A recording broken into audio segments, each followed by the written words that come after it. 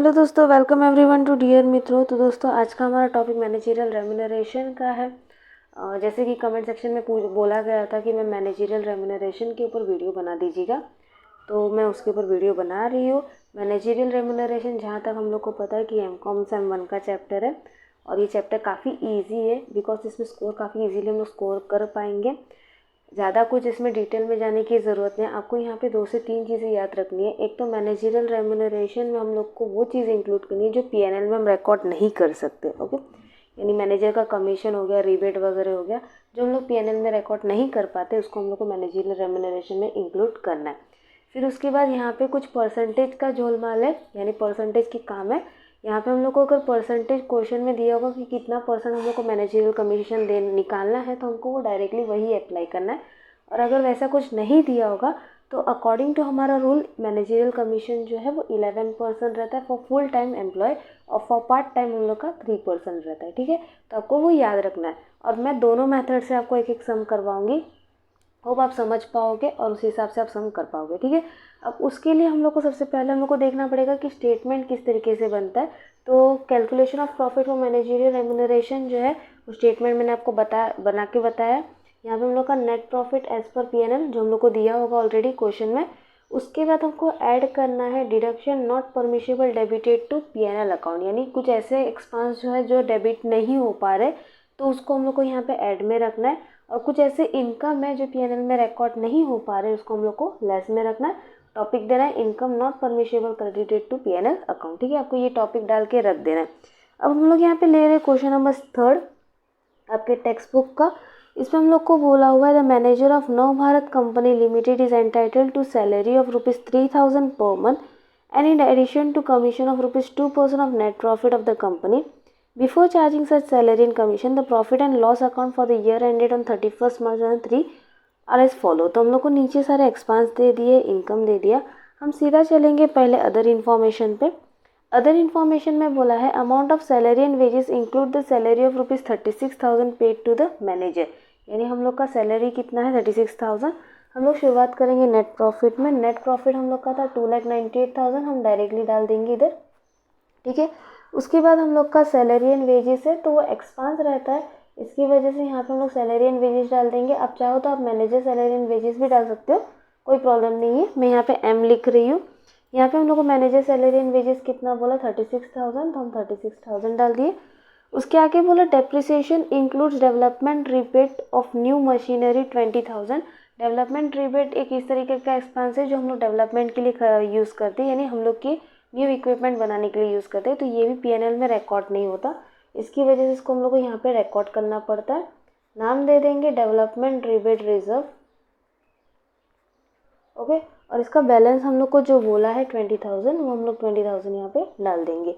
आगे में बोला है cost of plant and machinery sold was ₹2 lakh while it sales price is ₹2,30,000। ठीक है, तो हम डिफरेंस निकाल देंगे, sales price minus cost price कर देंगे, मतलब 30,000 हमारा बचा।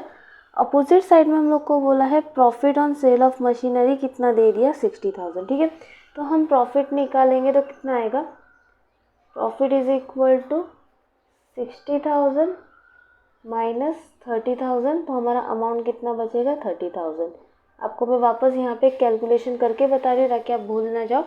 यहाँ पे हम लोगों ने सबसे पहले लिया सेल्स प्राइस जो कि हम लोग की थी 2,30,000, फिर हम उसमें से माइनस कर दिए कॉस्ट प्राइस। कॉस्ट प्राइस हम लोग का दिया हुआ था 2 लाख, डिफरेंस निकाला तो हमारा आया 30,000। ठीक है, और उसके बाद हम लोग को प्रॉफिट एंड लॉस के क्रेडिट साइड में हम लोग का जो स्टेटमेंट दिया हुआ उसमें हम लोग को प्रॉफिट बोला था 60,000, तो हम प्रॉफिट में से ये एक्सपेंस जो है माइनस कर देंगे, यानी 60,000 में से हमारा प्रॉफिट 30,000 माइनस कर देंगे, यानी बचेगा कितना 30,000। वो हम लोग कहाँ पे रिकॉर्ड कर दिए, तो income not permissible credited to PNL account. ठीक है, आप पूरा सेंटेंस भी लिख सकते हो, profit on sale of machinery. मैं यहाँ पे पूरा ही डाल रही हूँ ताकि आप कंफ्यूज ना हो पाओ आगे। अब इसके आगे हम लोग को बोला हुआ है बाकी और कुछ एडजस्टमेंट नहीं बची है, तो हम लोग चलेंगे अभी पहले हम लोग का जो पीएनएल है उसके अंदर। उसमें हम लोग को दिए डेबिट में सैलरी एंड वेजेस नहीं लिखना क्योंकि वो पीएनएल में रिकॉर्ड होता है। एडमिनिस्ट्रेटिव एक्सपेंस भी रिकॉर्ड होता है, सेलिंग एंड डिस्ट्रीब्यूशन एक्सपेंस भी रिकॉर्ड होता है। डेप्रिसिएशन का काम रहता है, लेकिन अगर एडजस्टमेंट हुआ तो हम लोग को एडजस्टमेंट में कोई डेप्रिसिएशन की चीज़ नहीं बताया, लेकिन उन्होंने बोला रिबेट रिजर्व में यूज़ करना है, इसलिए इसको यूज़ नहीं कर रहे। कमीशन टू द मैनेजर, अब ये हम लोग को लिखना है कहाँ पे, एक्सपेंस में। तो यहाँ पे हम लोग कर देंगे कमीशन टू मैनेजर, जो भी हम लोग को अमाउंट दिए, कमीशन टू मैनेजर हम लोग को कितना बोला 5000, तो हमको 5000 डाल देना है, ठीक है। फिर उसके बाद एक्सक्रेटा पेमेंट, तो ये भी हम लोग को डालना है, एक्सक्रेटा पेमेंट हम लोग डाल देंगे। इसका अमाउंट हम लोग का कितना दे दिए 7000, तो हम लोग वो डाल दिए 7000। फिर आगे हम लोग को इनकम टैक्स के बारे में बोला है, तो इनकम टैक्स भी हमको डालना पड़ेगा। इनकम टैक्स हम लोग का कितना है 1 लाख, ओके, ये डाल दिया और कुछ नहीं बचा। दूसरे साइड हम लोग को सब्सिडी दिया था, सब्सिडी हम रिकॉर्ड कर सकते हैं पीएनएल में, और profit on sale of machinery दिया था जिसका काम हम लोगों ने ऑलरेडी कर दिया, ठीक है। अब हमको क्या करना है, तो हमको टोटलिंग कर देना है। हम लोग पहले एक्सपेंस का टोटल कर देंगे 36,000, 25, 7 एंड 1 लाख, तो यह है 1,68,000। प्लस में था इसके लिए प्लस में रिकॉर्ड करके रखा, और 30,000 जो है हमारा माइनस में है, तो हम उसको माइनस में रिकॉर्ड करके रखेंगे। अब 2,98,000 प्लस 1,68,000 कर दिया, माइनस 30,000 किया, तो हमारा बैलेंस कितना आया 4,36,000। ये हम लोग का क्या हो गया, net profit from managerial commission, ठीक है, net profit for managerial remuneration. अब जैसे मैंने आपको बताया कि हम लोग का रेम्यूनरेशन का मोस्टली परसेंटेज, यानी हम लोग के रूल के हिसाब से जो है परसेंटेज रहता है 11%, लेकिन यहाँ पे हम लोग को क्वेश्चन में बोला हुआ है कि हम लोग को कमीशन कितना देना है, 2% देना है। तो हम लोग को क्या करना पड़ेगा, हम लोग यहाँ पे मैनेजर कमीशन दूसरे साइड निकाल रहे हैं, ये आपको छोटा सा कैलकुलेशन अलग से करके बताना पड़ेगा, ठीक है।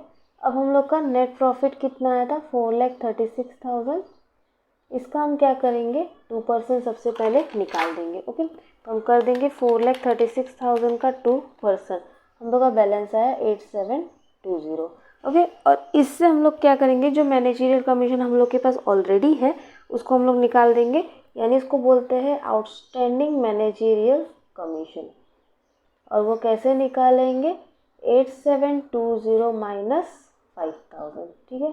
8720 में से 5000 माइनस कर दिए तो 3720 हमारा क्या हो गया, आउटस्टैंडिंग मैनेजरियल कमीशन। आप चाहो तो इसको नोट 1 नोट 2 करके बना सकते हो, चाहो तो एक अलग से फिगर आउट करके बना सकते हो, ये आपका कैलकुलेशन पार्ट ही है, बट आपको इसको दिखाना पड़ेगा, ठीक है।